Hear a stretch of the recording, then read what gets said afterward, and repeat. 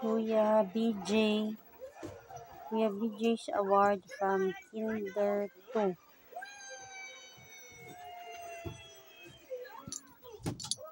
So, kani iyang ubang award from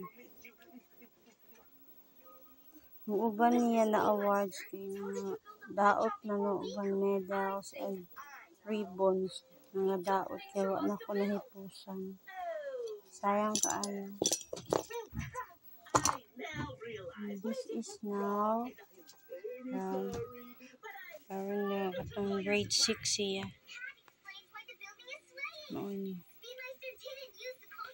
Kung alang gi-record iyang mga achievement for his future nga makita niya ni phone.